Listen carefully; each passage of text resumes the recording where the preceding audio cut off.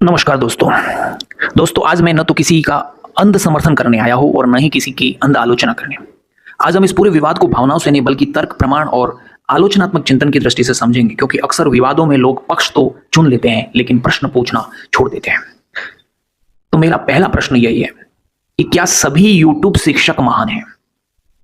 सामान्यतः हम यही मानते हैं कि अगर इस विवाद को देखा जाए तो सभी यूट्यूब शिक्षक वालों के पक्ष में बात की जा रही है। तो क्या आपसे प्रश्न है कि भाई सभी यूट्यूब शिक्षक महान हैं? किसी भी क्षेत्र में अच्छे, औसत और कमजोर लोग होते हैं और केवल पॉपुलैरिटी एक गुणवत्ता का मापदंड नहीं है। लोकप्रियता गुणवत्ता की गारंटी नहीं है। अगर कोई एक डॉक्टर हजारों लोगों की जान बचा लेता है तो इसका मतलब यह नहीं हो जाता कि दुनिया का हर डॉक्टर महान है। ठीक इसी प्रकार कोई यूट्यूब शिक्षक ने लाखों छात्रों का जीवन बदला है तो उसका निश्चित रूप से सम्मान होना चाहिए, लेकिन क्या इसका मतलब यह है कि हर यूट्यूब शिक्षक समान स्तर का है? तो ऐसा बिल्कुल भी नहीं है। इसलिए जो अंध समर्थक छात्र है, ठीक है, उनको समझना चाहिए कि लोकप्रियता हमेशा गुणवत्ता की गारंटी नहीं होता है। फिर दूसरा प्रश्न यह खड़ा होता है कि क्या सभी टीवी पत्रकार पक्षपाती हैं?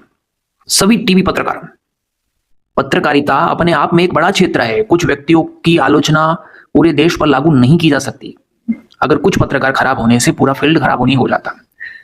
यदि आपको किसी एक पत्रकार की बात पसंद नहीं आती है तो इसका मतलब यह नहीं है कि पूरा पत्रकारिता का जगत ही गलत हो गया। जैसा कि एक शिक्षक पूरी शिक्षा व्यवस्था का प्रतिनिधित्व नहीं करता, वैसा ही एक पत्रकार पूरी पत्रकारिता का प्रतिनिधित्व नहीं करता है। अगला प्रश्न, फॉलोअर्स की संख्या ही सत्य का प्रमाण है। आजकल लोगों के जितने ज्यादा फॉलोअर, उसको वो व्यक्ति उतना ही ज्यादा लोकप्रिय तो होगा ही, साथ साथ में वो बोलेगा वो सब लोग सत्य मान लेते हैं। लोकप्रियता और सत्य दोनों अलग अलग चीजें हैं। इतिहास में कई लोकप्रिय धारणाएं बाद में गलत साबित हो गई।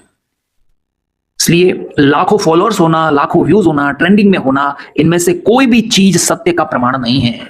यदि भीड़ ही हमेशा सही होती तो इतिहास में इतनी गलतियां कभी नहीं होती।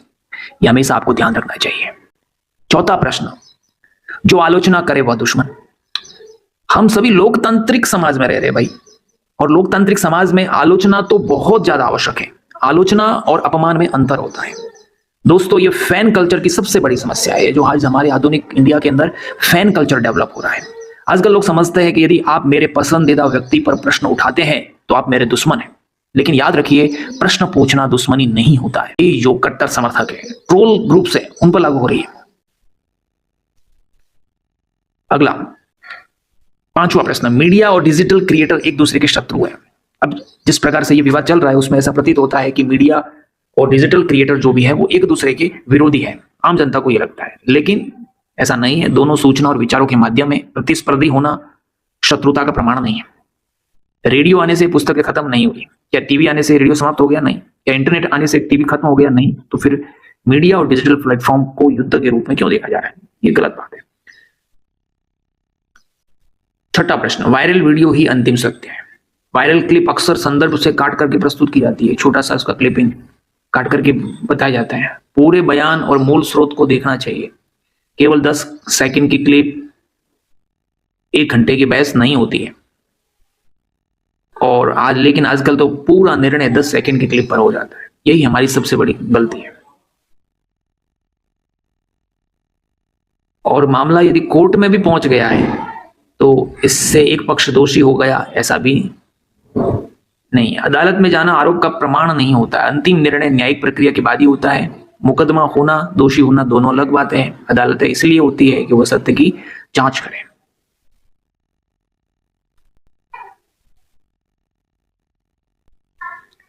कोई भी व्यक्ति शिक्षक होने से हर विषय का विशेषज्ञ बन जाता है।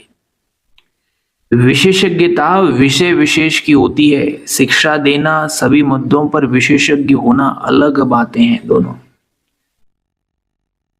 यदि कोई इतिहास पढ़ाता है तो इसका मतलब यह नहीं है कि वह कानून का, चिकित्सा का, अर्थशास्त्र का, राजनीति का भी विशेषज्ञ है।